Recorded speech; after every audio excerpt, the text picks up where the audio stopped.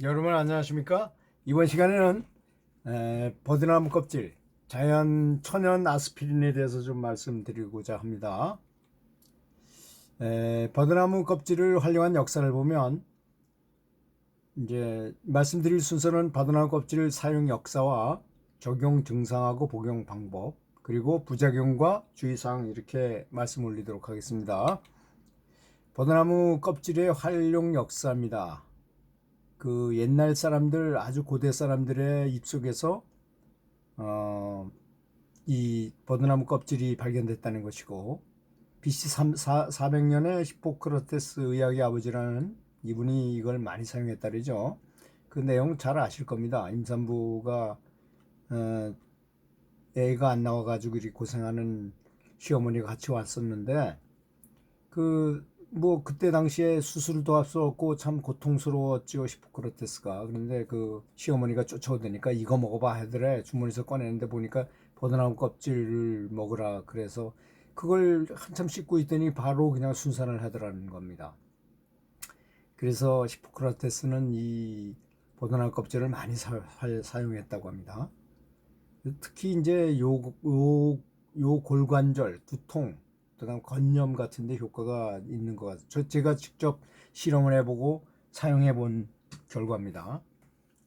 그래서 아스피린은 살리신산이라는 게 있잖아요. 이것이 염증성 식물 화합 물질이라고 하는데, 이순신 장군이 시험에서 낙마해가지고 뭐 그런 얘기 있잖아요. 그때 그 버드나무로 둘러매고 뭐 이렇게 했다 그랬는데 그거 확실히 효과 있는 겁니다. 왜 그런지 아십니까?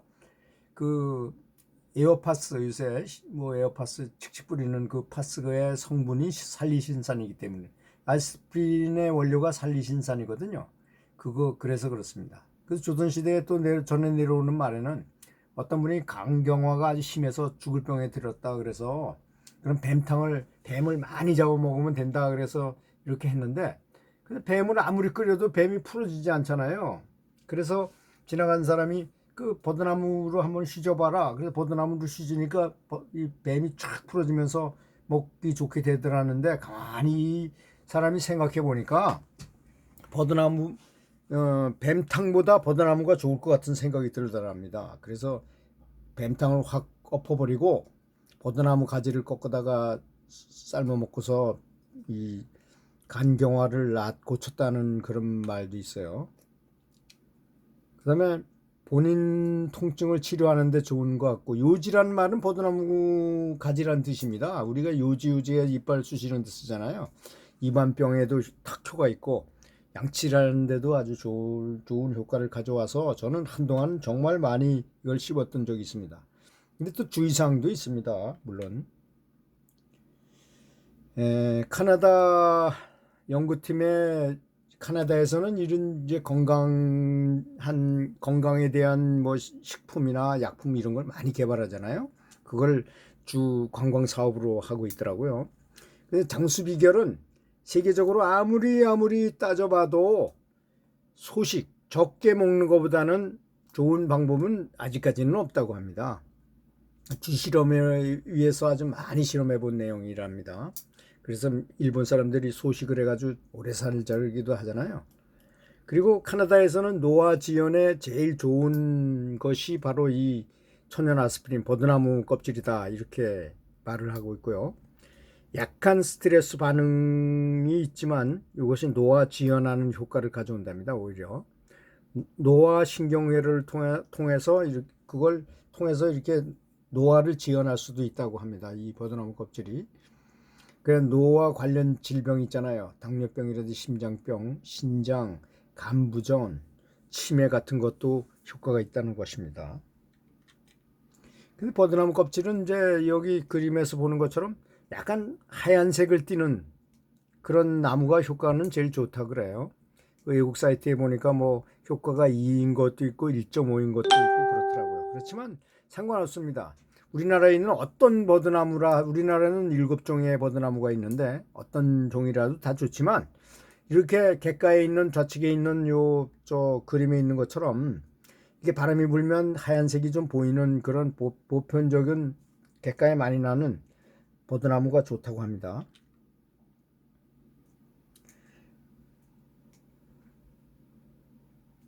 그래서 제가 이제 버드나무 껍질을 이렇게 만들어 가지고 해놓은 그 병입니다. 정말 보기가 좋죠. 보기만 해도 신령스러워 보이지 않습니까? 소식의 효과를 가져올 수 있고 약간 스트레스 이제 반응을 가져올 수 있고 염증 만병의 근원이잖아요.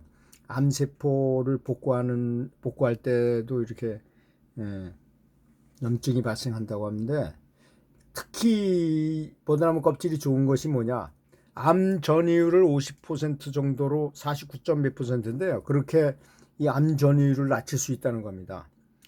뭐 감기 몸살약인 건 뭐 누구나 다 아는 거고 혈전 용의자도 다 알고 있는 사실이고 암이 전이 되는 걸 지연하는 약으로 쓰이고 현대판 불로초라고까지 이름을 붙이고 있습니다. 고혈압, 협심증, 뇌졸중 예방 효과와 각종 치통에는 효과가 엄청 좋죠. 그 다음에 노화 진염 물질을 카나다에서 이제 보건연구원이 그런 걸 연구를 많이 하는데요.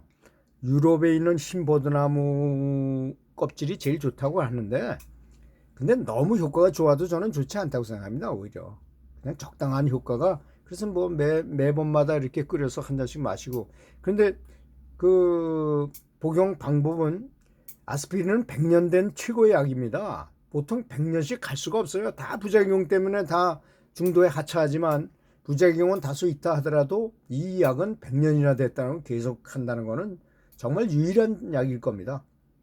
나무 껍질을 채취해 가지고 달여서 복용하는데 저는 되도록 생가지 껍질을 씹어 가지고 이렇게 먹는 게 더 좋다고 생각하는 사람입니다.